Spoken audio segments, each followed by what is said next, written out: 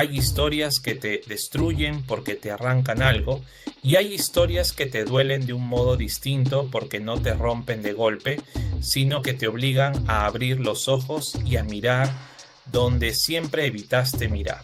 Esta es la mía, la historia de cómo perdí a mi esposa, aunque me esforcé por ser un buen hombre, un padre presente y un compañero que jamás faltó a su palabra. Y es también el relato de cómo entendí que a veces el amor me naufraga, no por falta de entrega, sino porque la otra persona decide buscar afuera lo que nunca se atrevió a pedir adentro.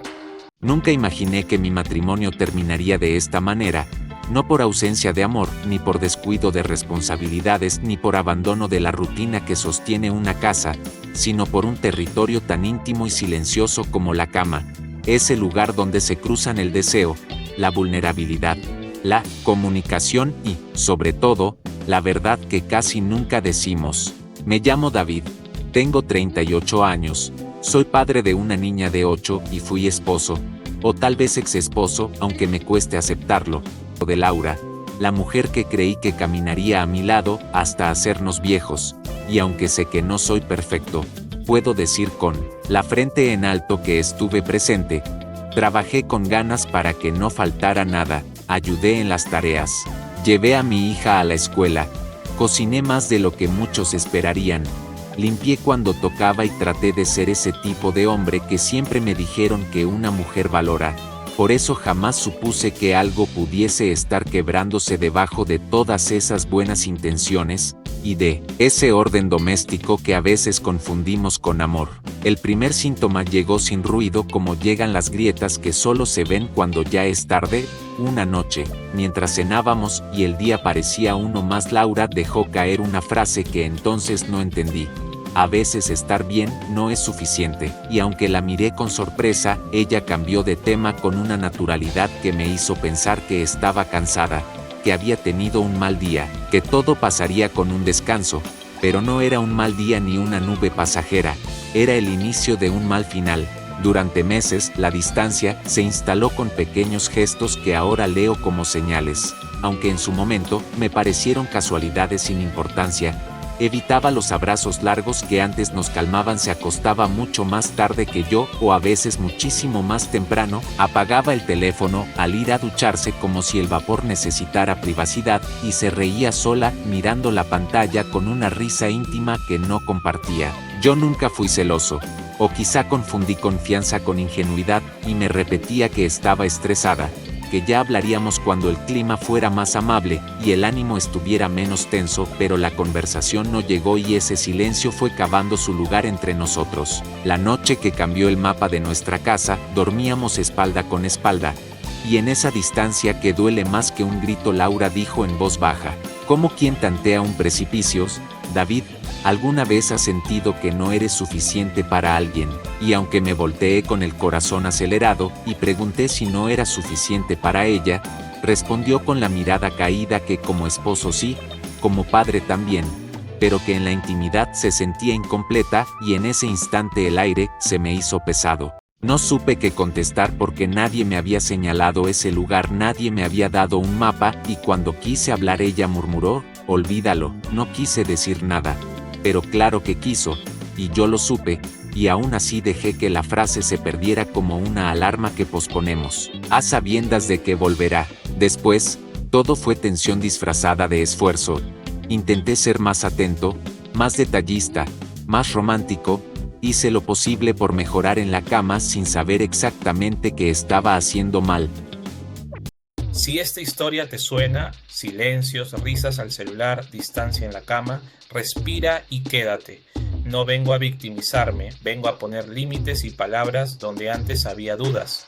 En segundos te cuento el giro que no esperé y cómo elegí mi paz sin venganza. Suscríbete a Diario de Relaciones y dime en comentarios, ¿qué línea roja pondrías tú?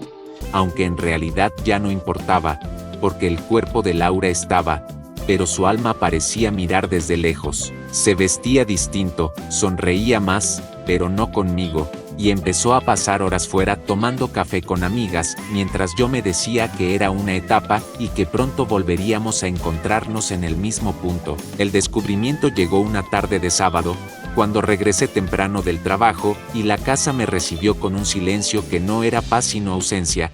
En la habitación encontré su ropa interior en el piso como rastros de una prisa que no me nombraba, un perfume de hombre en el aire que no era el mío y la cama revuelta con ese desorden que no deja lugar a dudas. Me quedé quieto, con el pulso en la garganta, hasta que la puerta del baño se abrió y Laura salió envuelta en una toalla, sin gritos, sin teatro, sin coartadas. Solo con unos ojos vacíos y una frase que todavía resuena: lo siento, David. Y cuando yo intenté articular preguntas, ¿quién? ¿Desde cuándo? Porque la voz se me quebró antes de nacer, y entonces escuché otra puerta abrirse y, con ella, la puntada más honda, porque el hombre que salió del baño, con el cabello aún húmedo y la mirada culpable, era Marco, mi primo, el chico con el que crecí, con el que jugué fútbol en la calle, mi casi hermano en la adolescencia, y lo único que dijo fue: perdón, primo, no queríamos que te enteraras así, aunque yo entendí perfectamente que no querían que me enterara nunca, y supe en ese momento que llevaban 7 meses. Esa noche, cuando él se fue y la casa quedó con ese olor a agua tibia y mentira reciente, Laura habló por fin, y me dijo todo lo que no se atrevió a decir cuando aún estábamos a tiempo, que si me amaba, que yo era un buen esposo, que como padre no tenía queja, que conmigo nunca le faltó nada salvo sentirse deseada, que intentó conversarlo pero se acobardó, que Marco, mi primo, la escuchó en un mal momento y la hizo sentirse vista, deseada, viva, que la combinación fue explosiva, y que se arrepentía, sí, pero no lo suficiente como para dejarlo. Yo creí que la decisión estaba tomada y que se iría con él, pero el giro irónico del destino fue otro, porque a los pocos días Marco desapareció, la bloqueó, dejó de responder, se escabulló de la historia como alguien que juega con fuego y teme quemarse. Y de repente, la pasión clandestina se quedó sin amante y sin esposo. Y Laura, de rodillas ante un espejo que por fin le devolvía su propio rostro, dijo entre lágrimas que entendió tarde que no buscaba a un hombre, sino algo dentro de sí que llevaba años pidiendo voz. Lloró por ella, no por nosotros. Y yo, con una calma que me costó sangre, pensé que la infidelidad duele de muchas formas, pero duele más cuando descubres que no fue tu culpa, que hiciste lo que estaba en tus manos y aún así alguien decidió cruzar una línea. Hoy, con meses de distancia y noches dormidas sin sobresalto, puedo decir que perdí un matrimonio, pero gané una verdad que necesitaba, porque no siempre el que falla es quien hace el daño. A veces el que más da es a quien más le quitan. Y aunque duele también libera, porque aprendí que no importa cuán buen hombre sea si la otra persona no sabe amar desde la honestidad, y que el deseo no se adivina, se habla, y si no se habla lo que se rompe no es el deseo sino la confianza, que es la única cama donde el amor descansa de verdad.